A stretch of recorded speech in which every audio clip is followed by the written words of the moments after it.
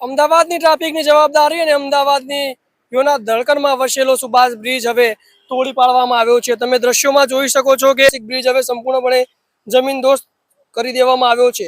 March મહિનામાં જ એને રિપેર કરવાનો પ્લાન હતો, તેને હવે પાયામાંથી જ તોડી પાડીને નવો આધુનિક બ્રિજ બનાવવાનો એએમસીએ આખરી નિર્ણય લીધો છે। શરૂઆતમાં અમદાવાદ મ્યુનિસિપલ કોર્પોરેશનનો પ્લાન આ જૂના બ્રિજને 236 કરોડના ખર્ચે રિપેર કરવાનો અને આજુબાજુ 2 નવી લાઈનો બનાવવાનો હતો। લોકોમાં યા તો તૂટવાનું દુઃખ છે તો સુરક્ષા લઈને સંતોષ પણ છે।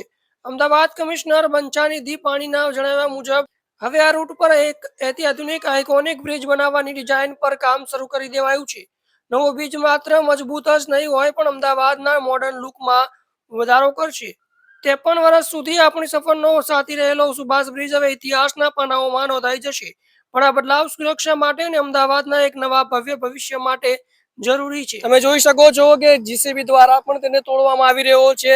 સર્વપ્રથમ તેનો સર્વે કરવામાં આવ્યો હતો ત્યારે કહેવામાં આવ્યું હતું કે ખાલી ઉપરના પિલર તોડવાના છે, પરંતુ અત્યારે સર્વેમાં બહાર આવ્યું કે બ્રિજના પિલર તૂટી ગયા છે ને 53 વર્ષના બ્રિજને તોડી અને ફરીથી નવો બનાવવામાં આવી રહ્યો છે। તમે વિડીયોમાં પણ જોઈ શકો છો કે અત્યારે જેસીબી દ્વારા પણ કામકાજ ચાલી રહ્યું છે અને 53 વર્ષ દરેક અમદાવાદીઓના દિલની ધડકન વસે છે। ઉત્તરથી પૂર્વ સુધી આ બ્રિજે દરેક વાહનોના ભાર ખમ્યા છે। ઉત્તરથી પૂર્વ સુધી દરેક વાહનોના અહીંયા ભાર ખમ્યા છે અને ત્યારબાદ આ બ્રિજ અત્યારે તોડી પાડવામાં આવ્યો છે।